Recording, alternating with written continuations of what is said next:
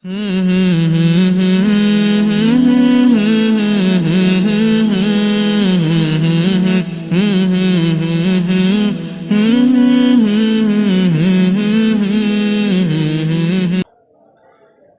باللہ من الشیطان الرجیم بسم اللہ الرحمن الرحیم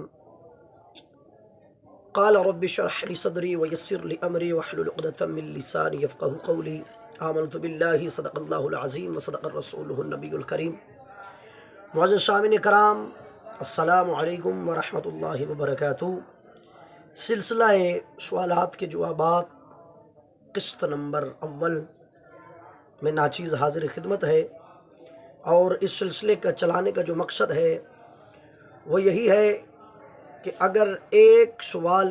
کسی دوست کے ذہن میں اٹھتا ہے تو وہ ہمیں اپنا وہ سوال بھیجے، ہم اس کا جواب ریکارڈ کروا کے اس کو پہنچائیں گے، اور اس سے سب سے جو بڑا فائدہ ہوگا وہ یہ ہے کہ کوئی اور لوگ جن کے ذہنوں میں یہ سوال اٹھتے ہوں اور وہ بیان نہیں کر سکتے تو یقیناً ان کو بھی جواب مل جائے گا۔ تو لہٰذا میں بلا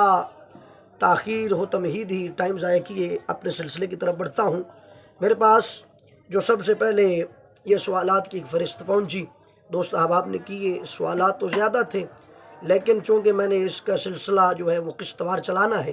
تو آج پہلی قسط میں انشاءاللہ تعالیٰ چند سوالات ہیں وہ جناب کے سامنے پیش کیے جائیں گے، اور اس کا جواب بھی ناچیز جو ہے جناب کے سامنے پیش کر دے گا۔ اور انشاءاللہ تعالیٰ مقصد فقط ایک ہے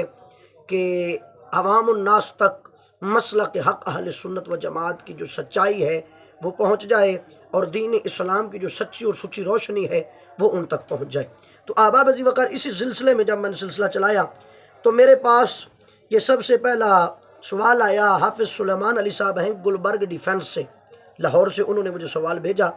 کہتے ہیں کہ کچھ لوگ کہتے ہیں کہ اللہ کے حکم کے بغیر پتہ نہیں ہلتا، تو جو کام ہم کرتے ہیں وہ بھی اللہ کے حکم سے ہی کرتے ہیں۔ تو اب یہ سوال انہوں نے جو کیا ہے اس کا مقصد یہ ہے کہ چونکہ یہ ایک عوام الناس کے اندر مشہور ہے کہ اللہ تعالیٰ کے حکم کے بغیر کوئی چیز بھی جو قدرت الہیہ کے بغیر نہیں ہو سکتی، تو لہذا ہم جو اچھے برے سارے کام کرتے ہیں وہ اللہ کی مرضی اور قدرت سے کرتے ہیں۔ تو یہاں پر میں ایک بات بتانا چاہتا ہوں کہ بھائی سب سے پہلی بات یہ ہے کہ یہ معاملات ہوتے ہیں تقدیر کے۔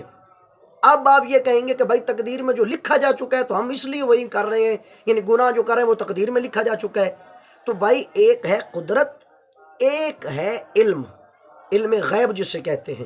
قدرت خدا کی یہ ہے کہ وہ ہمیں طاقت اور توفیق بخشتا ہے کہ ہم نیکی کی طرف جاتے ہیں، نیکی کی طرف جو ہے اپنا قدم بڑھاتے ہیں، نیکی کرتے ہیں، اچھا کام ہوتا ہے، وہ خدا کی قدرت اور رضا سے ہی ہوتا ہے۔ اور تقدیر میں یہ لکھا جا چکا ہے کہ ہم نے یہ برا کام کرنا ہے، لیکن اس لکھے جانے پہ ہمیں مجبور نہیں کیا گیا۔ خدا نے اس کو اپنی طاقت سے نہیں لکھا کہ بھائی میری طاقت ہے جبری ہے، تم نے جبر سے یہ کرنا ہے۔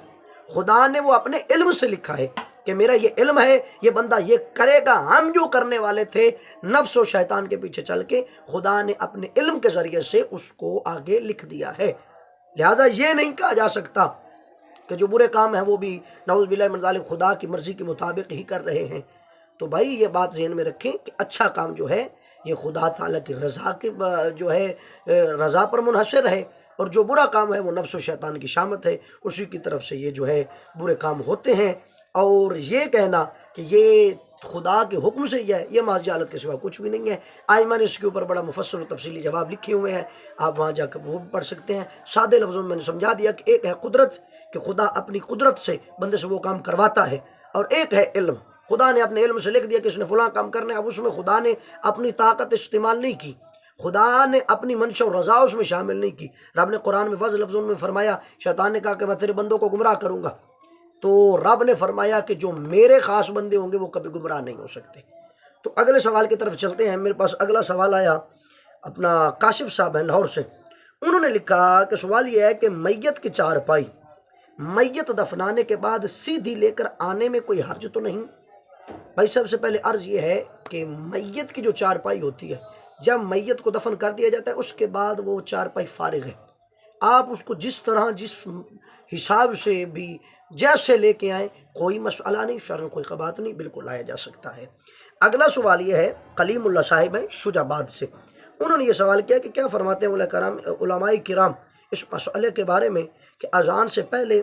یا بعد میں اور نماز جمعہ کے بعد سلام کیوں پڑھتے ہیں، یعنی ان کا مقصد یہ ہے کہ یہ صلاۃ و سلام جو پڑھتے ہیں یہ کیوں پڑھتے ہیں، کہاں لکھا ہے، اس کی کوئی دلیل دیں، کوئی جواب دیں۔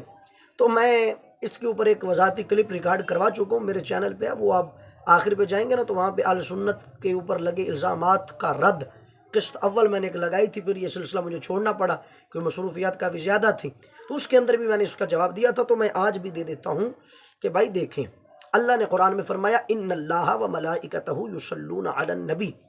یا ایھا الذین آمنوا صلوا علیہ وسلموا تسلیما، یہاں حکم دیا جا رہا ہے کہ درود پڑھو۔ اب کوئی کہے کہ بھائی اس میں جو ہے آپ پھر اذان سے پہلے کہاں لکھا ہے، اذان کے بعد کہاں لکھا ہے، نماز جمعہ کے وقت کہاں لکھا ہے، تو یہ ساری چیزیں جو ہیں یہ کہاں لکھی ہیں؟ تو میں اس حوالے سے آگاہ کرنا چاہتا ہوں کہ بلاغت کا ایک قاعدہ اور قانون ہے، جس قاعدے اور قانون کے تحت یہ لکھا جاتا ہے کہ جو چیز جس حکم کے ساتھ تاکیدات اور زوائد موجود نہ ہوں اس حکم کو حکم عام سمجھا جائے گا۔ اللہ نے قرآن میں فرمایا ان اللہ و ملائکتہ یصلون علی النبی یا ایھا الذین آمنوا صلوا علیہ وسلموا تسلیما، اے ایمان والو درود بھیجو۔ اب یہاں پر رب نے یہ تو فرمایا کہ درود پڑھو، درود بھیجو، لیکن یہ نہیں فرمایا کہ یہاں بھیجنا ہے یہاں نہیں بھیجنا، تاکیدات و زوائد موجود نہیں ہیں، لہٰذا اس حکم کو حکم عام سمجھا جائے گا۔ یہ بلاغت کا بڑا مشہور زمانہ قاعدہ و کلیہ ہے، اسی قاعدہ و کلیہ کے تحت عمل کرتے ہوئے ہم الحمدللہ جمعہ کے بعد بھی پڑھ سکتے ہیں، جمعہ سے پہلے بھی پڑھ سکتے ہیں، اذان کے بعد بھی پڑھ سکتے ہیں، اذان سے پہلے بھی پڑھ سکتے ہیں۔ ہاں اگر کوئی نہیں پڑھتا تو یہ نہیں ہے کہ شرعاً اس کے اوپر حکم کوئی نہیں آئے گا کہ وہ نعوذ باللہ من ذالک کو کافر ہو جائے گا، نہیں، نہ وہ کافر ہوتا ہے، کوئی حکم نہیں، جو نہیں پڑھتا نہیں پڑھے، لیکن اہل سنت و جماعت کا جو مذہب ہے، جو مسلک ہے، اس کو بیان کرنا مقصود ہے۔ اس کے نزدیک یہ ہے کہ بھائی ہم پڑھتے ہیں، ہمارے پاس پڑھنے کا یہ جواز ہے، جو نہیں پڑھتا ٹھیک ہے وہ بھائی نہ پڑھے، لیکن اس کے ساتھ وہ کافر و گمراہ نہیں ہو سکتا۔ لیکن بہتر یہی ہے کہ درود پاک جو ہے الحمدللہ تعالیٰ ایک افضل عبادت ہے، ہمیں کرنی بھی چاہیے، ہمیں پڑھنی بھی چاہیے۔ اگلا سوال یہ ہے، چوتھے نمبر پر سوال آیا کہ یاسین رضوی صاحب ہیں، کوئی شہر کا نام انہوں نے نہیں لکھا، انہوں نے کیا کہ حدیث حضرت عمار بن یاسر کے متعلق کیا نظریہ و عقیدہ ہوگا، جو لوگ اس میں حضرت امیر معاویہ کو ساتھ جوڑتے ہیں، اس کی وضاحت فرما دیں۔ تو اس متعلق میں چھوٹا سا جواب یہ دیتا چلوں کہ آپ میرے چینل پہ جائیں، حضرت عمار بن یاسر والی روایت کا تحقیق کی جائزہ میں نے وہاں پہ کلپ ریکارڈ کروایا ہے، آپ وہ سنیں، وہ ایک پوری قسط ہے، وہ اتنے تھوڑے لفظوں میں اس کو بیان نہیں کیا جا سکتا، وہاں جائیں وہ آپ میری قسط سن سکتے ہیں۔ اگلا سوال یہ ہے کہ ایک خطیب صاحب کہتے ہیں کہ اگر کوئی کہے کہ اللہ نبی دا در سونا تو وہ جاہل ہے، کیونکہ رب نے قرآن میں حضور کے حسن کا ذکر نہیں کیا، فقط یہ کہا کہ اسوہ حسنہ دین کا حسن وغیرہ، تو اس کا جواب دیں۔ انہوں نے اپنا نام نہیں لکھا، شہر کا نام نہیں لکھا، تو اس کا جواب میں دوں گا کہ نام معلوم حضرت ہے جنہوں نے یہ سوال بھیجا، تو اس کا جواب یہ ہے کہ وہ خطیب صاحب خود کم علم و کم عقل ہیں، کہتے ہیں حضور کے حسن کا ذکر نہیں کیا، والضحیٰ کس حسن کی قسم کھائی جا رہی ہے، واللیل اذا سجا کس حسن کی زلفوں کی قسم کھائی جا رہی ہے، والفجر یہ قسمیں کس لیے اٹھائی جا رہی ہیں، اور بھائی حسن کے لیے ہی اٹھائی جا رہی ہیں۔ رب نے سارے جہانوں کا حسن جو ہے وہ آقا سرکار کو عطا فرمایا ہے، اور آپ کو جو حسن دیا اس میں سے ایک ذرہ برابر سارے جہاں کو تقسیم کیا ہے، اور وہ خطیب صاحب کہتے ہیں حضور کے حسن کا ذکر نہیں ہے، تو بھائی پھر اپنے عقل کا علاج کرو، اور کہتے ہیں کہ ذکر کرنا نہیں چاہیے، یہ کرنا جہالت ہے۔ تو بھائی حضرت حسان بن ثابت نے کہا تھا وَأَحْسَنُ مِنْ قَلَمْ تَرَقَتُّ عَيْنِي وَأَجْمَلُ مِنْ قَلَمْ تَلِدِ النِّسَاء خُلِقْتَ مُبَرَّأً مِنْ كُلِّ عَيْبٍ كَأَنَّكَ قَدْ خُلِقْتَ كَمَا تَشَاءُ۔ اب اس کا جواب کدھر جائے گا؟ انہوں نے تو تذکرے کیے، ذکر کیا، تو یہ کہنا محض جہالت ہے۔ اور نبی دا در سونا، آقا سرکار کا در یقیناً بہت خوبصورت ہے، اس کے بارے میں بھی کوئی شک نہیں۔ اگر یہ کہیں ہاں سوال یہ ہے، سوال جو اٹھتا ہے وہ یہ کہ اللہ کا در کہاں سے آ گیا بھائی، تو اس سے یہ مراد ہے کہ اللہ کی رحمت، یہاں سے یہ مراد علماء نہیں لیتے کہ بھائی رب کا کوئی در ہے مخصوص ہے، نہیں، یہاں سے یہ مراد لیا جاتا ہے کہ خدا کی رحمت جو ہے وہ فضل ہے، بھئی اس کا فضل جو ہے سونا ہے، خوبصورت ہے، اچھا ہے، وہ الحمدللہ ہم چاہتے ہیں، ہم خواہش کرتے ہیں کہ ہمیں ملے، تو اس لحاظ سے یہ بیان کیا جا سکتا ہے۔ لیکن اگر اعلیٰ حضرت کے پاس چلیں تو وہ تو کہتے بھی یہی ہیں کہ بخدا خدا کا یہی ہے در، نہیں اور کوئی مفر مقر، تو کہاں سے لائیں بھائی؟ بریلی کے رضا یقیناً عظیم لوگ تھے، عظیم ہستیاں تھیں، کیا خوبصورت جواب دے کے گئے۔ تو یہ خطیب صاحب کی سوائے جہالت کے اور کچھ بھی نہیں ہے، ایک محض بے بنیاد سوال ہے، بے بنیاد جہالت ہے۔ ایک جاہل بندہ بھی ہو تو یقیناً وہ بھی ایسا سوال نہیں کر سکتا۔ اب اگلا جو ہے میرے پاس سوال ہے، محمد حمزہ صاحب ہے، انہوں نے بھیجا کہ فتاوی حشمتیہ میں ووٹ کے ثبوت کے متعلق کیا حکم ہے، اور ایک مولوی کہتا ہے کہ لوگ غیرت کو سلام کرتے ہیں اور ہم غیرت پر لعنت بھیجتے ہیں، الیاذ باللہ۔ یہ آپ دیکھ چکے ہوں گے انٹرنیٹ کے اوپر کہ کون لوگ ہیں، وہ کون کیا چاہتے ہیں۔ تو سب سے پہلے یہ بات ہے کہ فتاوی حشمتیہ کے مولانا حشمت علی خان صاحب جو ہیں، ان کے جو اپنے ہاتھ سے لکھے ہوئے رسائل ہیں وہ موجود ہیں ہمارے پاس بھی، اور بازار کے اندر بھی مل جاتے ہیں۔ اس کے اندر تو انہوں نے انگریزوں کے اس نظام کی سخت مخالفت کی ہے، اس جمہوری نظام کی سری لفظوں میں مخالفت کی ہے۔ اب اگر کہے کہ فتاوی میں موجود ہے تو بھائی فتاوی بعد میں چھپا ہے، یقیناً ہمارا یہ دل کہتا ہے کہ اس کے اندر ملاوٹ ہوئی ہے۔ کیوں؟ ایک طرف سے وہ چیز ہے، دوسری طرف سے بریلی کا فتویٰ ان سے ٹکرا رہا ہے، فتاوی بریلی شریف والا، تو بھائی ہم نہیں مانتے، کیوں؟ یہ ملاوٹ کی گئی ہے، یقیناً یہ بات آپ کی طرف منسوب ہے۔ اگلا یہ ہے کہ مولوی صاحب کہتے ہیں کہ ہم لوگ غیرت کو سلام کرتے ہیں، ہم غیرت پر لعنت ڈالتے ہیں۔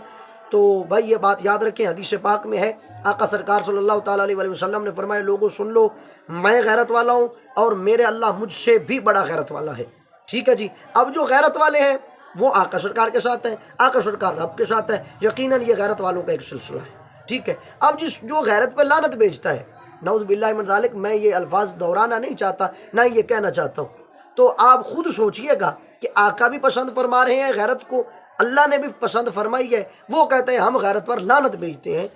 تو آپ خود سمجھ جائیے گا کہ اس کا خدا رسول کے ساتھ کتنا تعلق ہے۔ ٹھیک ہے جی، اگلے سوال کی طرف چلتے ہیں۔ اگلا سوال یہ ہے کہ کیا عورت ولی کے مزار پر جا سکتی ہے یا نہیں؟ کیا عورت دربار پر جا سکتی ہے یا نہیں؟ ہارون بھٹی صاحب ہیں کوئی، انہوں نے سوال بھیجا ہے، تو اس کا جواب یہ ہے کہ اعلیٰ حضرت نے فتاوی رضویہ شریف کے اندر واضح لفظوں میں منع فرمائے کہ عورت دربار پر نہیں جا سکتی، عورت کا دربار پر جانا جائز نہیں ہے۔ اگلا جو ہے سوال وہ یہ ہے، حافظ نذیر محمد صاحب ہیں، نظر محمد صاحب، حافظ نظر محمد صاحب تحصیل میلسی ضلع وہاڑی سے، انہوں نے ایک سوال کیا ہے کہ کیا کپڑوں کے اوپر، چونکہ سردی آ گئی ہے، واسکٹ ہو اور اس کے بٹن کھلے ہوں، یا نیچے کپڑے پہننے ہیں اوپر واسکٹ ہے اور بٹن اس کے کھلے ہیں، تو کیا نماز میں کوئی فرق پڑے گا یا نہیں؟ وہ یعنی بٹن کھلے ہیں تو اس کے ساتھ اگر ہم جو نماز پڑھیں گے تو کیا نماز میں تو کوئی فرق نہیں پڑے گا؟ کوئی مسئلہ تو نہیں ہوگا بھائی، نماز میں کوئی فرق نہیں پڑے گا، لیکن بہتر یہ ہے کہ اگر بٹن بند کر لیے جائیں تو عاجزی آ جاتی ہے، اگر کھلے بھی ہوں تو نماز پھر بھی ہو جاتی ہے، کوئی حرج نہیں۔ اور اگلا انہوں نے ہی یہ سوال کیا تھا کہ ثنا کے بعد تعوذ و تسمیہ پڑھنا سنت ہے یا مستحب ہے؟ تو بھائی یہ سنت ہے۔ ٹھیک ہے جی، اب اگلا سوال جو ہے وہ محمد راشد صاحب ہیں سعودیہ عرب سے، انہوں نے بیان فرمایا ہے، تو میں وہ سوال جناب کے سامنے پیش کرتا ہوں۔ سوال یہ ہے کہ وہ کہتے ہیں کہ جو شخص حرم کی حدود میں احرام باندھے تو کیا اس پر دم آئے گا یا نہیں؟ مطلب کیا کہ پاکستان سے ایک بندہ آیا ہے عمرہ کے لیے یا حج کے لیے، تو اس نے حرم کی حدود کے اندر آ کر احرام باندھا ہے، پیچھے سے احرام نہیں باندھا، تو کیا اس کے اوپر دم آئے گا نہیں؟ دم آئے گا یا نہیں؟ تو میں یہ کہتا ہوں کہ یقیناً اس کے اوپر دم آ گیا اور اس کو جو ہے وہ اپنا دم دینا پڑے گا۔ اگلا سوال انہوں نے کیا عمرہ شریف کے متعلق کہ ایک بندہ نے ایک عمرہ کیا تو بال منڈوائے یا تقصیر کی، مگر جب دوسرا عمرہ کیا تو بال نہیں منڈوائے، کیا اس پر کوئی دم آئے گا یا نہیں، یا عمرہ ناقص ہوگا یا نہیں؟ عمرہ ناقص نہیں ہوگا لیکن دم اس پر آ جائے گا۔ اگلا سوال یہ ہے کہ دم کی مدت کتنی ہے، سال، مہینہ وغیرہ، یا علاقہ کون سا ہے، یا کوئی بندہ وہاں پر اپنا وکیل چھوڑ کے جائے تاکہ بعد میں وہ کرے، یا خود ہی ادھر رہ کر کرنا پڑے گا؟ تو بھائی اس کے متعلق میں چھوٹا سا جواب یہ دیتا ہوں کہ دم کی کئی قسمیں ہیں، وہ جب آپ یہ پوچھیں گے کہ فلاں کام کا کون سا دم ہے تو اس کے اوپر انشاءاللہ تعالی پوری ایک وضاحتی میں جو ہے ریکارڈنگ وہ انشاءاللہ بھیجوں گا آپ کو، آپ وہ سن لیجئے گا۔ تو احباب عزیز وقار، آج کا یہ سلسلہ سوالات کے جوابات جناب کے سامنے میں نے پیش کر دیے، اور احباب سے گزارش بھی یہی ہے کہ احباب جو ہیں اپنے سوالات اپنے نام ضرور ساتھ لکھیں اور شہر کا نام ضرور ساتھ لکھیں۔ کچھ دوست احباب ہیں جنہوں نے شہر کو نام نہیں لکھے اور اپنا نام بھی ساتھ نہیں لکھا، اور مزید انشاءاللہ تعالی ہم اس چیز کو بہتر بنائیں گے اور اسی کے اوپر ہمارا کام رہے گا۔ تو احباب سے گزارش ہے کہ اس سلسلے کو مزید بہتر بنانے کے لیے ہمارا YouTube channel Owais Saadi official کے نام سے ہے، تو آپ احباب مہربانی فرمائیں اس کو سبسکرائب کریں اور چینل پر وزٹ کریں، انشاءاللہ تعالی آپ کو بڑا لطف آئے گا، اور انشاءاللہ تعالی میرے فیس بک پیج کے اوپر بھی یہ چیزیں اپلوڈ ہوں گی۔ دعا کرتا ہوں اللہ تعالی عمل کی توفیق نصیب فرمائے، وما علینا الا البلاغ المبین۔